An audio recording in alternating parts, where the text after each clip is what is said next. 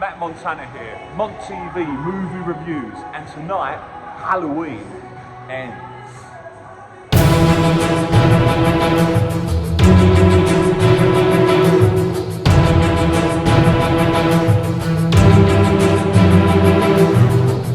So 44 years ago, a low-budget independent film was released by an unknown, then unknown, writer, director and musician named John Carpenter.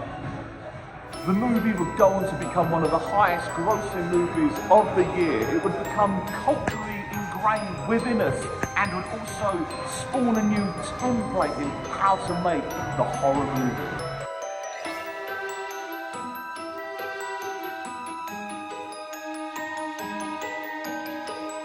And of course, that movie was the 1978 Halloween.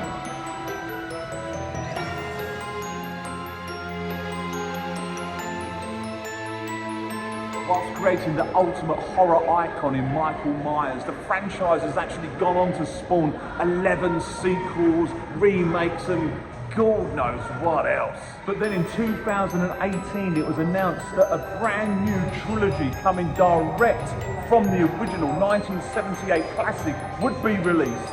And tonight, it ends. Now I truly love all the Halloween movies. I love the theme tune, I love the feel of them, I love John Carpenter as a filmmaker, and I love the 2018 new take on the Halloween movie. But tonight we see the final part of this brand new trilogy, and will it ultimately end? Let's go and see, and afterwards I'll give my instant response movie review about my thoughts and feelings and emotions of this horror classic franchise. Let's go.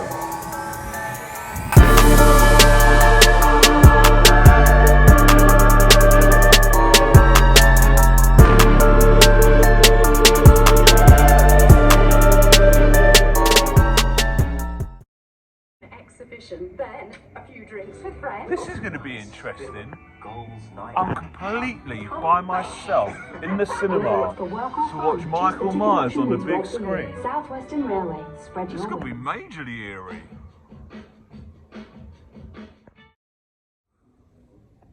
Wow, there you have it. Halloween ends. Just come out of the theatre where I've been watching it.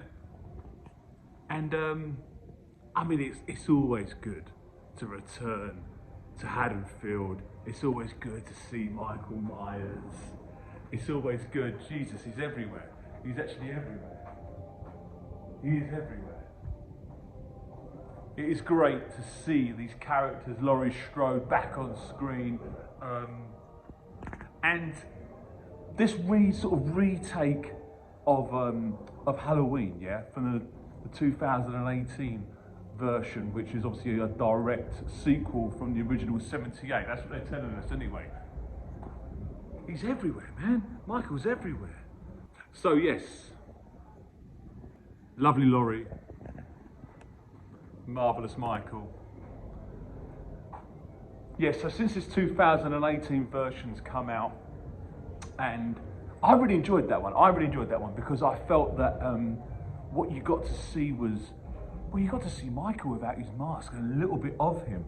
I'll tell you about when I actually bumped into the real Michael Myers in a car park in Bracknell. Have a look at this footage.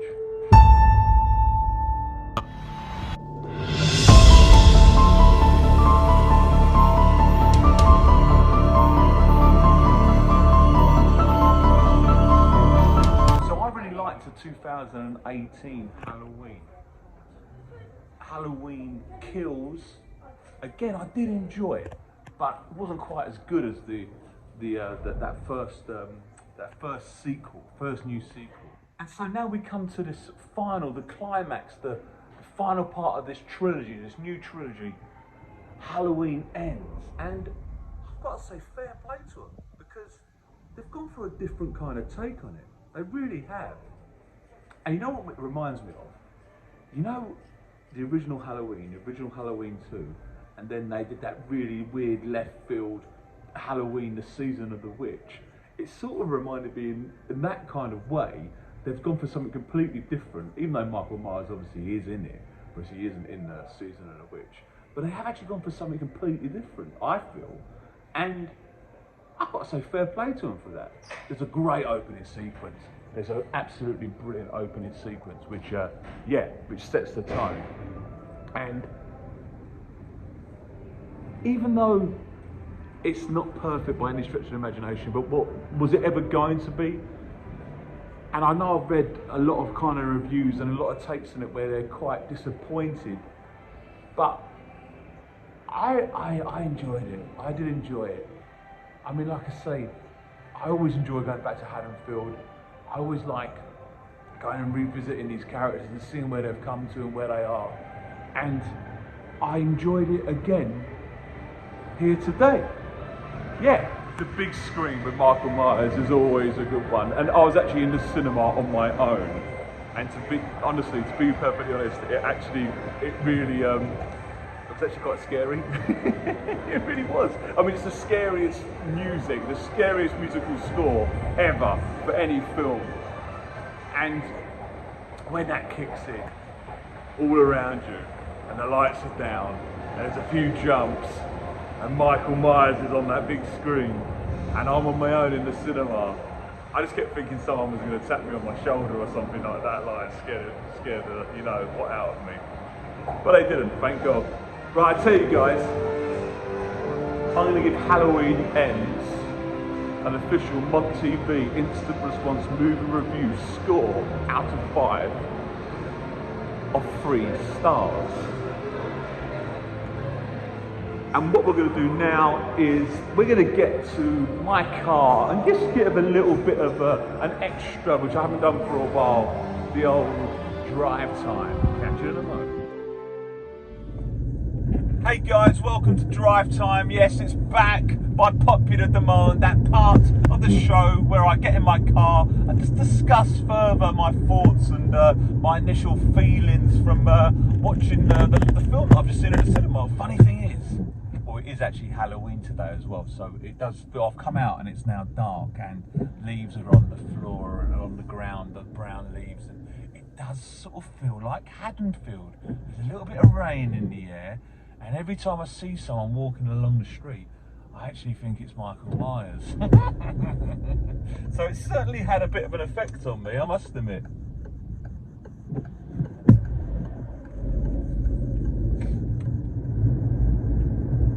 It was a different kind of Halloween movie. And I didn't expect it to be like that. They introduced a new character, Corey Cunningham. And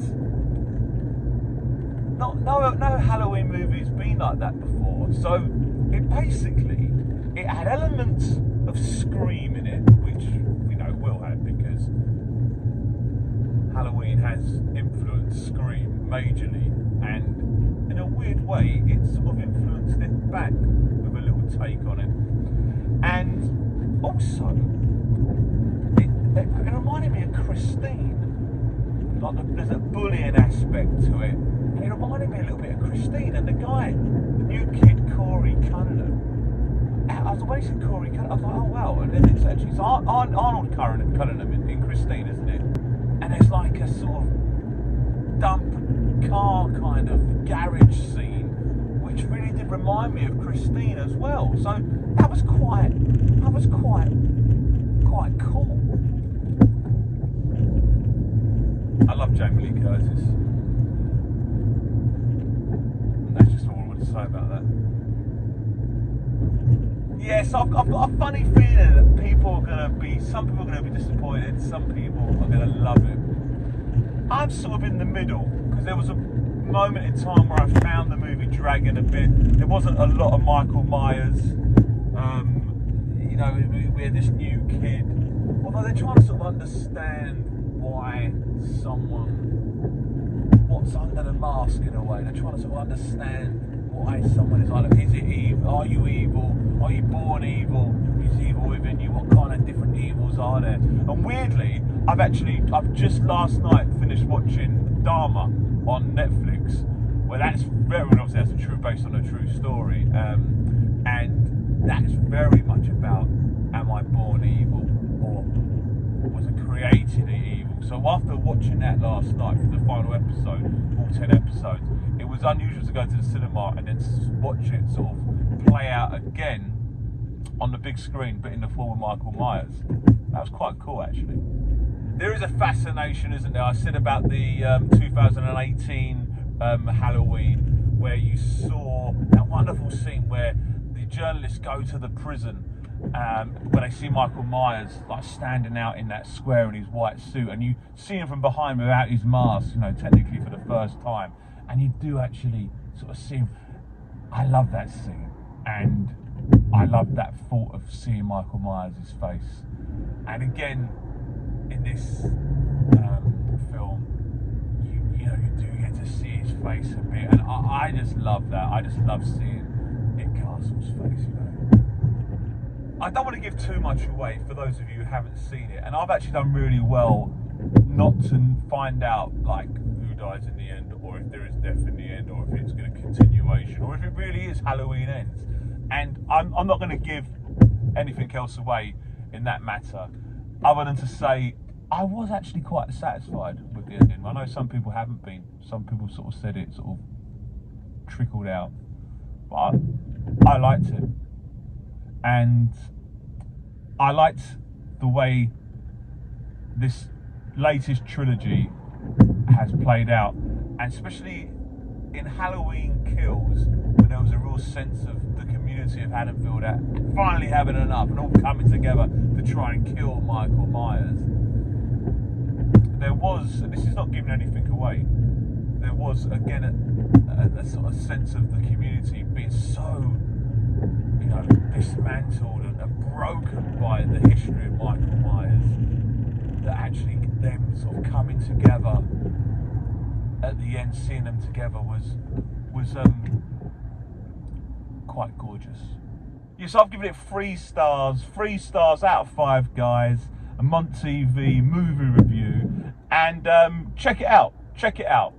Remember to subscribe. Remember to spread the word according to the gospel of Mont TV.